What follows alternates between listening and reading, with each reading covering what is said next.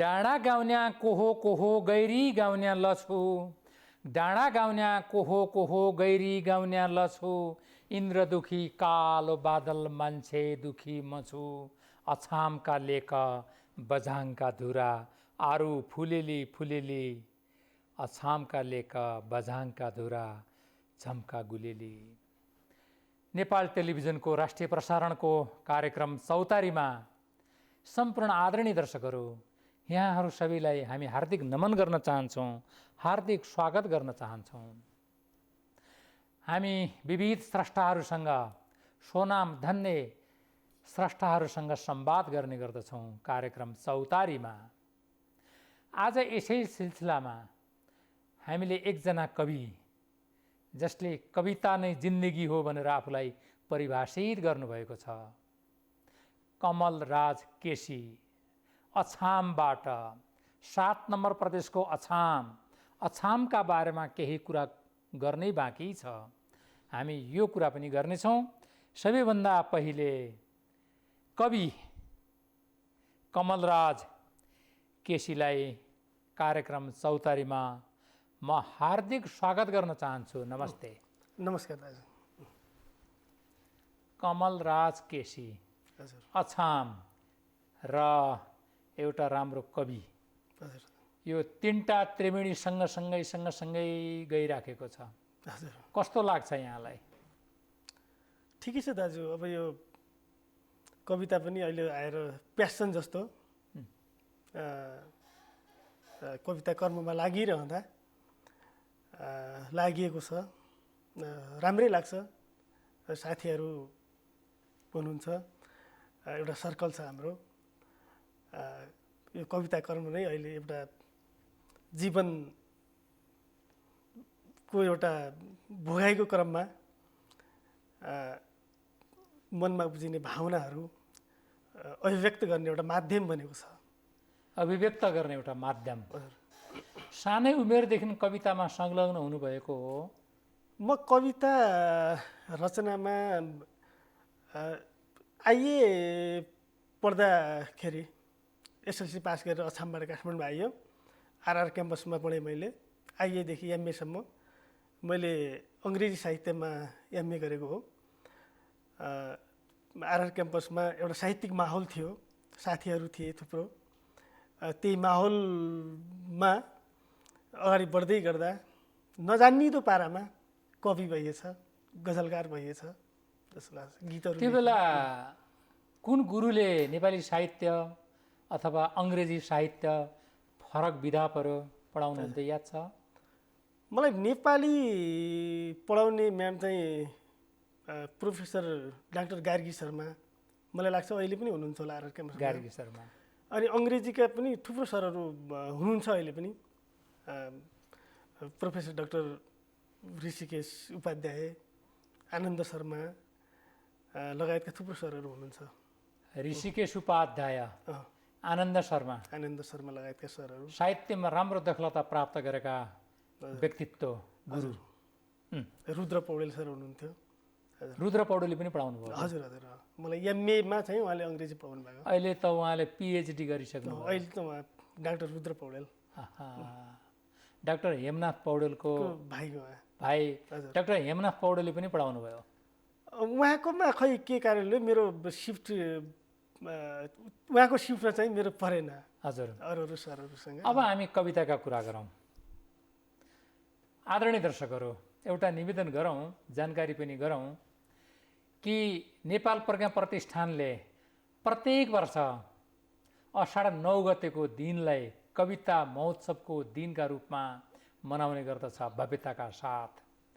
यस पटक पनि नेपाल प्रज्ञा प्रतिष्ठानले देशैभरिबाट प्रतियोगितात्मक कविताहरू छनौट गरेर वाचन गराउने एउटा मौका दिलायो र प्रतियोगितामा हजुर अछामका एउटा हराभरा व्यक्तित्व कमलराज केसी तृतीय पुरस्कार प्राप्त गर्नमा सफल हुनुभयो। यहाँलाई हार्दिक बधाई छ। धन्यवाद दाजु। यो कविता सुन्नेछौँ। हजुर। कस्तो लागेको थियो कविता वाचन गर्दाखेरि? म खुसी नै थिएँ दाजु। मेरो यो चौथो कि पाँचौँ चोटिको वाचन हो। मैले बुझाइरहन्थेँ यो प्रतियोगितामा। एकचोटि यो राष्ट्रिय स्तरको कविता महोत्सव, कविता प्रतियोगिता, यसमा चाहिँ पुरस्कृत हुनुपर्छ है भन्ने जस्तो मनमा नै लागिरहन्थ्यो स्वाभाविकै कलेज हो। पढ्दैदेखि। अनि मेरो पोहोर साल पनि बाँच्न परेको थियो, त्योभन्दा अघिल्लो साल पनि बाँच्न परेको थियो। अब यो पालि पनि बुझाएको थिएँ र यो पालि पनि बाँच्न परेको चाहिँ सूचना पाएँ अनि वाचन गर्न गइयो र यो पालि चाहिँ पुरस्कृत भयो। खुसी छु। अब यही कविता यहाँले वाचन गर्नुपर्ने हुन्छ। हुन्छ। कविताको शीर्षक रहेको छ सपना उम्रन्छ माटोमा। रोपेर सपनाको बिउ माटोमा, रोपेर सपनाको बिउ माटोमा, सृजनाको अजम्बरी गीत गाइरहन्छु नदी जस्तै अविरल। माटो सृष्टि हो, सृजना हो माटो, माटो सृष्टि हो, सृजना हो माटो। माटो देश हो, देश आमा हुन्, माटो देश हो, देश आमा हुन्। खाएर माटोको शपथ, लाएर माटोको टिका, सुन्दैछु ढुकढुकीहरूमा माटोको सुमधुर सन्देश। पुर्खाको रगत पसिनाले सिञ्चित मलिलो छ यहाँको माटो, पुर्खाको रगत पसिनाले सिञ्चित मलिलो छ यहाँको माटो। यही माटोमा रङ्गिएका, यही माटोमा रङ्गिएका इन्द्रेणी सपनाहरू पैँचो मागेर यो युगसँग, यही माटोमा रङ्गिएका इन्द्रेणी सपनाहरू पैँचो मागेर यो युगसँग सजाइरहेछु आँखामा। माटोमै फुल्छ लाली गुराँस, राष्ट्रियताको रङ्ग छर्दै स्वाभिमान उभिएको छ माटो सगरमाथा बनेर। जसरी झरेर झरनाहरू, जसरी झरेर झरनाहरू पर्वतमालाबाट साहसको धुन गुनगुनाइरहेछन्, त्यसरी नै आफूभित्र जगाएको छु एउटा अविराम यात्रा। सिमरिक रङको साँझमा निभ्नै लागेको सलेदोबाट, सिमरिक रङको साँझमा निभ्नै लागेको सलेदोबाट सल्काएर अर्को सलेदो दुबो जस्तै मौलाउने सपनाहरू बोकेर कोरिरहेछु पैतलाहरूले कर्मरेखा। बाँसुरीमा सृजनाको धुन फुक्दै, बाँसुरीमा सृजनाको धुन फुक्दै आऊ यो सृजन उत्सवमा, बाँसुरीमा सृजनाको धुन फुक्दै आऊ यो सृजन उत्सवमा। बुद्धलाई खोजेर मनको तहमा करुणा र प्रेमको देउसी भैलो खेलौँ सद्भावको आँगनमा, खोज्दै सम्भावनाको नयाँ उज्यालो।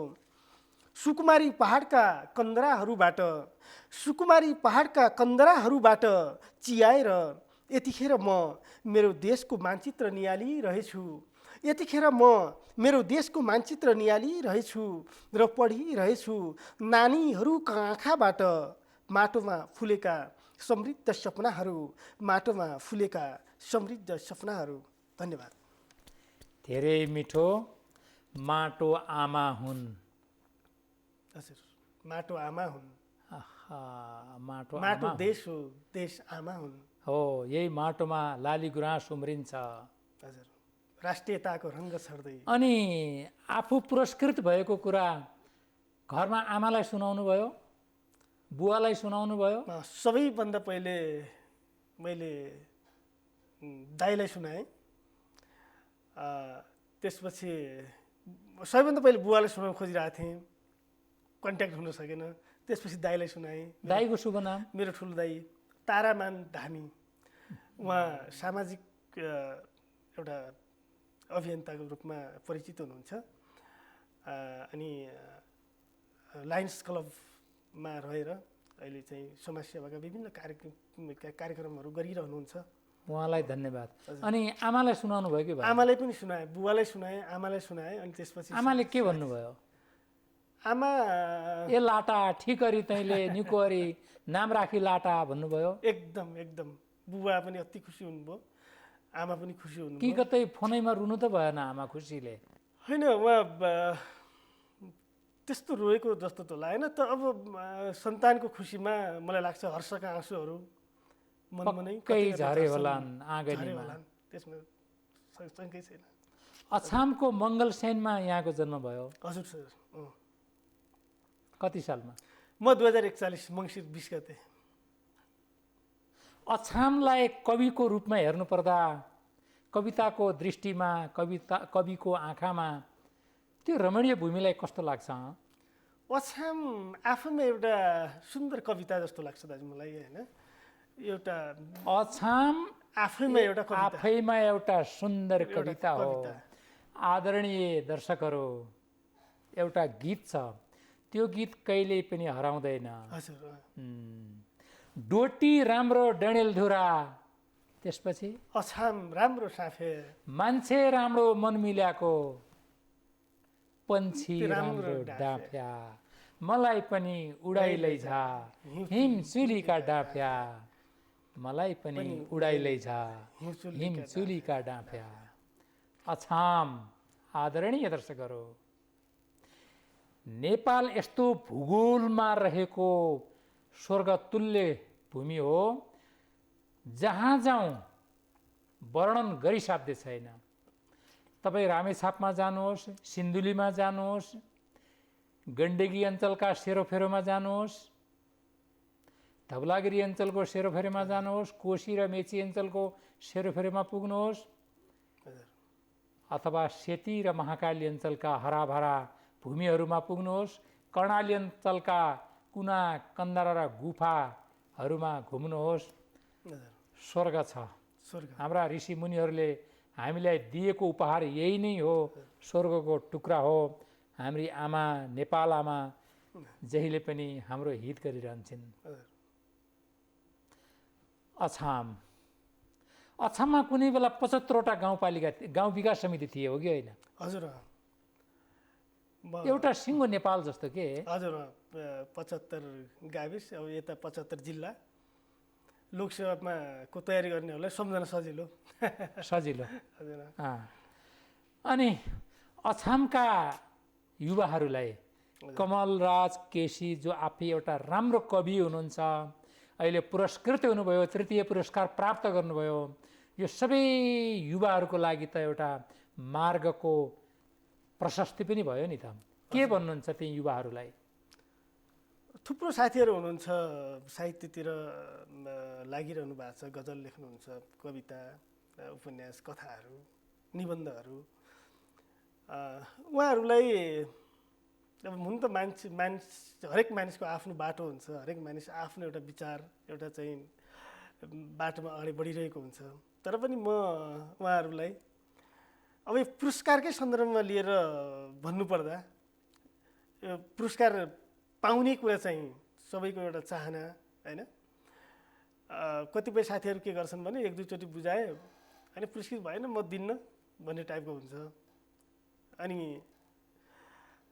म यो पुरस्कारलाई जोडेर भन्नुपर्दा लेखिरहनु भएको छ थुप्रो साथीहरू, उहाँहरूलाई पुरस्कृत हुने चाहना मन छ भने होइन, कविता, राम्रो कविता सृजना गरेर सबै ठाउँमा बुझाउँदा आगामी दिनमा जसरी म यो पालि पुरस्कृत भएँ त्यसरी तपाईँहरू पनि पुरस्कृत हुन सक्नुहुन्छ। र अर्को सन्दर्भमा युवा साथीहरूलाई मैले भनिरहनु पर्दा, मेरा साथीहरूलाई, मेरो उमेरका साथीहरूलाई, मभन्दा पछिल्लो आउँदै गरेका अनुज साथी भाइ पुस्ताहरूलाई सृजनाको बाटो मलाई लाग्छ अरू बाटाहरूभन्दा पृथक बाटो हो, फरक बाटो हो। र यो बाटो यो कहिल्यै पुरानो नहुने बाटो हो। हामीले केही कृतिहरू छोडेर जान सक्यौँ भने हाम्रो आयु केही लामै हुन्छ जस्तो लाग्छ। कहिल्यै पुरानो नहुने अजम्बरी बाटो जस्तो सृजनाको बाटो, यो चाहिँ कहिल्यै पुरानो नहुने। यसले चाहिँ हाम्रो आयु चाहिँ केही वर्षसम्म अब कमलजी जस्तो लाग्छ। हजुर। तपाईँ कमल नै हुनुहुन्छ। हजुर। एउटा अर्को कविता हामीले सुन्नुपर्छ, समय छोटो छ। हजुर। आदरणीय दर्शकहरू, यतिखेर हामी कवि, सुदूरपश्चिमका कवि अथवा मध्यपश्चिमका कवि अर्थात् नेपालका राम्रा कवि कमलराज केसीसँग वार्तालाप गरिराखेका छौँ चौतारीमा। अब अर्को कविता सुनाउनुहुन्छ। वाचन गर्न गइरहेको कविताको शीर्षक रहेको छ देश र हरिया झिँगाहरू। देश र हरिया झिँगाहरू। देश र हरिया झिँगाहरू। झिँगाहरू। हजुर।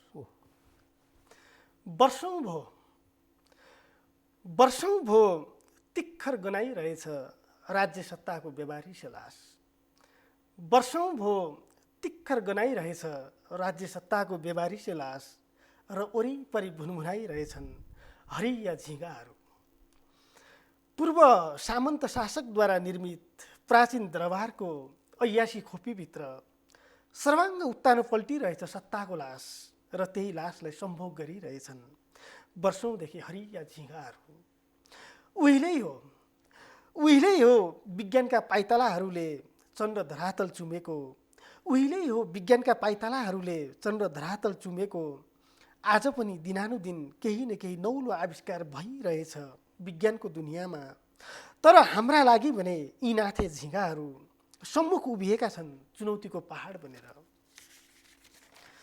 वर्षौँ भो सत्ताको लासबाट आइरहेको दुर्गन्ध हटाउन सारा पर्यावरणभरि एन्टी स्मेल विषादी छर्कन थालेको।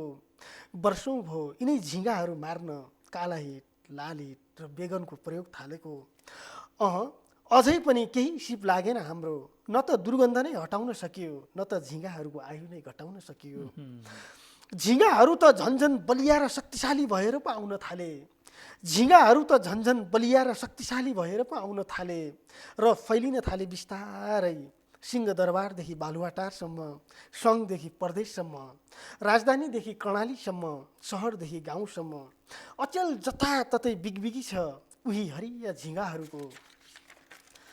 विज्ञानले यत्रो चमत्कार गरिसक्दा पनि हामी भने निरन्तर हारिरहेछौँ यी नाथे झिँगाहरूसँग। अब त यस्तो लाग्दैछ सत्ता सिनोको दुर्गन्धमा 84 व्यञ्जन डकारिरहेका यी बैरी झिँगाहरू आफैमा भयानक भाइरस हुन्, विज्ञानलाई नयाँ चुनौती हुन्। पछिल्लो एक अध्ययनले भन्छ यी हरिया झिँगाहरूले मान्छेलाई भन्दा पहिले देशलाई नै सिद्ध्याउनेछन्। बाप रे बाप, अलिक कडा दिनुभयो। कविता बिम्बमा बगेको छ। कविताले कहिलेकाहीँ अब कडा सन्देश दिन्छ, कडा रूपमा पनि त्यो बग्न मन गर्दो रहेछ। कवि भन्छ नि स्वभाव विद्रोही स्वभावको पनि हुन्छ भन्छ। राम्रो, धेरै त्यसैले राम्रो। अब यो यसको बिम्ब अत्यन्तै चमत्कारिक छ, धेरै मिठो लाग्यो। धन्यवाद दाजु। कस्तो लाग्छ कविता के हो, त्यसमा पनि गद्य कविता के हो?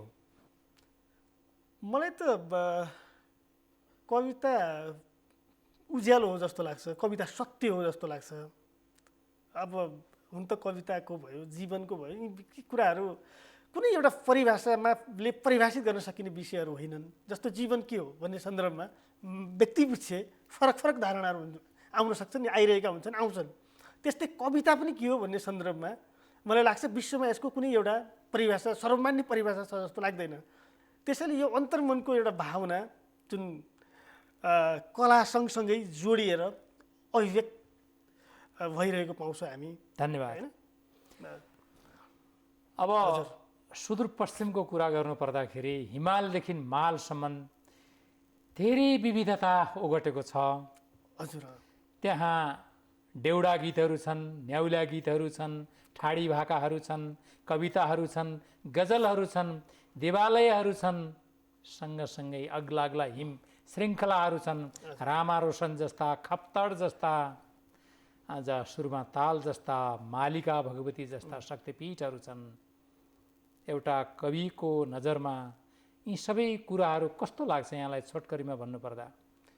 अब यी कुराहरू जति पनि हाम्रो सांस्कृतिक कुराहरू, साहित्यिक कुराहरू, धार्मिक चाहिँ मठ मन्दिरका कुराहरू, यी सबै कुराहरू र त्यसमा पनि यो हाम्रो देउडा संस्कृति, त्यहाँ यो हाम्रो संस्कृतिभित्रको देउडा परम्परा, एउटा जुन खेलिने खेलहरू, गाउने गीत, यी चाहिँ त्यहाँको जीवन हो जस्तो लाग्छ। अब हामीले त्यहाँको देउडालाई, विशेष गरी त्यहाँका न्याउले खेलहरूलाई, त्यहाँको संस्कार संस्कृतिलाई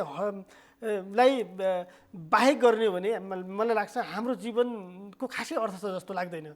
त्यसैले यी भनेका नि हाम्रो जीवनको सार हुन् जस्तो लाग्छ मलाई। त्यहाँको त्यो परम्परा, यी त्यो खालका पुराना जति पनि अब हाम्रो छन्दका कुराहरू छन्, त्यहाँ पुराना मान्छेहरूले जति पनि लेख्छन्, कविताहरू लेख्न खोज्छन्, लेखिरहेका हुन्छन् भनौँ न, ती छन्दमा लेखिरहेका हुन्छन्। एकदम अप्ठ्यारो हामीलाई पढ्नु पनि गाह्रो, होइन एक खालको त्यो सामान्य मान्छेमा पनि त्यत्रो ठुलो विद्यालय विश्वविद्यालयमा गएर अध्ययन नगरेका तर त्यहाँ हिजोका दिनमा कतै गुरुकुलतिर पढेका होलान्, गुरु थापेर कतै अध्ययन गर्ने जुन शुभ अवसर पायो होला उहाँहरूले र उहाँहरूमा त्यो खालको नलेज देख्दा मलाई लाग्छ हाम्रो पुर्खाहरू विगत लामो समयदेखि नै एउटा लोकजीवन बाँचेर आइरहे जस्तो त्यो लाग्छ। धन्यवाद। अब जाने बेलामा एउटा कविता यहाँले वाचन गर्नुपर्ने हुन्छ। आदरणीय दर्शकहरू, हामीले अगाडि निवेदन गरेका थियौँ कि अछाम अथवा बझाङ, बाजुरा, कर्णाली, हुम्ला जुम्ला, महाकाली, दार्चुला, बैतडी यस्ता अनमोल मणिहरू हुन् नेपालका। अछाममा रामारो छन्, पञ्चदेवल, बान्नीगढीकी वरदादेवी भगवती, बैजनाथ शिवजीको मन्दिर भएको पवित्र धाम, सुरमा सरोवर, उग्रतारा भगवती, बड्डी मालिका, चन्दनाथ मन्दिर, ओहो दैलेखका ती अमर गढीहरू। त्यसैले त भन्न मन लाग्छ नेपाल एउटा स्वर्गको टुक्रा हो, जहाँ अछाममा त वियोगान्त नाटककार पहलमान सिंह स्वार उदाउनु भयो, सँगसँगै बझाङमा मानवतावादी राजा जय पृथ्वीबहादुर सिंह उदाउनु भयो। अब दशरथ चन्द अमर शहीदको त कुरै नगरौँ। त्यसैले हामीले हाम्रो नेपालको भूमिलाई अझ सुन्दर बनाउनु छ। आदरणीय दर्शकहरू, एकपटक कमलजी तपाईँ हाम्रो कार्यक्रममा आइदिनु भयो, कविता वाचन गर्दै जानुहोला। कार्यक्रम चौतारीलाई माया गर्नुभयो, यहाँका जिन्दगी सुखद भएर रहन्, राम्रो कविता लेख्दै जानुहोला। तपाईँका प्रति हामी आभार व्यक्त गर्न चाहन्छौँ। आदरणीय दर्शकहरू, कार्यक्रम चौतारी हेरिराख्नु भएको छ। अब कमलराज केसीज्यूले मिठो कविता यहाँका माझमा पस्कँदै हुनुहुन्छ। हामीलाई बिदा दिनुहोस्। हवस् त, नमस्ते। कविताको शीर्षक रहेको छ, कति अरूलाई मात्रै प्रश्न सोध्ने भनेको प्रश्न आफैसँग। सङ्गीन समयको वैशाखी टेकेर प्लेटोको युटोपिया खोज्दै हिँडेको एक कोलम्बस म, सङ्गीन समयको वैशाखी टेकेर प्लेटोको युटोपिया खोज्दै हिँडेको एक कोलम्बस म, अचानक आइपुग्छु टेकुको खरिबोट छेउ, जहाँ देखेर असरल शहीद सपनाका बेबारिसे लासहरू घरिघरि दिग्भ्रमित हुन्छु र प्रश्न गर्छु आफैसँग, के म जिउँदा मान्छेहरूको देशमा त छु? निकै भयो हेरोडोटसको लालटिन बोकेर पछ्याउँदै बुद्धका पदचापहरू, मान्छेहरूको जङ्गलमा मान्छे खोज्दै हिँडेको। कुन समुद्रमा अस्ताए होलान् युग चेतनाले जर्माएका राता ताराहरू, कुन समुद्रमा अस्ताए होलान् युग चेतनाले जर्माएका राता ताराहरू, कुन टोर्नाडोमा लपेटिए होलान् जुगै बदल्ने राजनेताका बुलन्द नाराहरू।